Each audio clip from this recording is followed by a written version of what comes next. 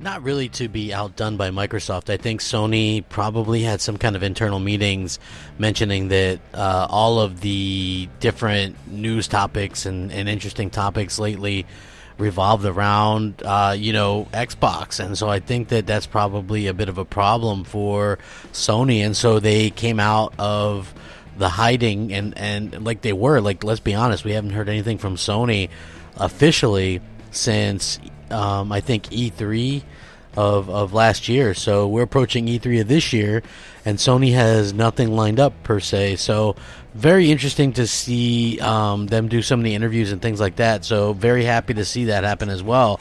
As far as I can tell, they're trying to, I guess I would say maybe a little bit of damage control, but I mean that's just typical PR stuff. No matter what company you are, you're always going to have that bit of damage control where you try to put the best possible spin on things for your fans and things like that. But it was pretty obvious that Sony definitely needed to come out there and say something to sort of appease the fans and things like that, and that's pretty much exactly what we got. So going to be very interesting video nonetheless, and hopefully you guys enjoy it. So as you guys know, Sean Layden was doing some interviews, and a lot of people wonder why they skipped E3, and he basically breaks it down due to them not having any new games to announce, and they are going to do some little things to talk about games that they already have announced previously. But he also suggested PlayStation obviously is going to come back next year to E3. So, surprise, surprise. And not only is that not a surprise, but, it makes the most sense because they're going to be announcing a PlayStation 5. And you're going to want to be able to sort of showcase that off at the biggest event that there is for gamers. And that would, in fact, be, E3. So very interesting for him to sort of come out and say that. He says either your show is optimized around the consumer experience like Tokyo Game Show, Gamescom, or a trade experience like CES, or the Motor Show or E3. The Motor Show I understand because cars are heavy and getting them all together in one place is a massive undertaking, but we're gaming. We live in the ether. We're digital, we're everywhere at once. So what is the role of an event that occurs at, frankly, an arbitrary date in June?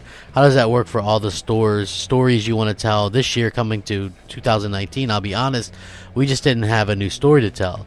And when Sony rings the bell for everyone to come around, they have an expectation for something that is completely new and amazing. We looked at the lineup, and we can probably only give fans a lot of updates of things they already know. So how does this work for us?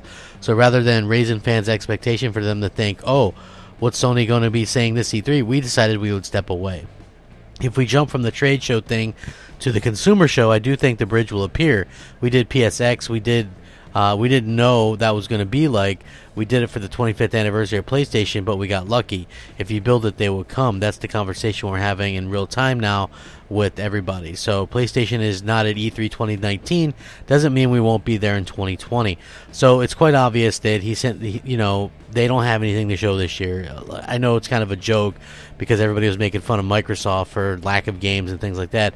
But the reality is Sony has nothing new to announce. They announced it a while ago, and so the best thing that they can do, pretty much the only thing that they can do, is talk about, the future and things like that. So the future would be next year.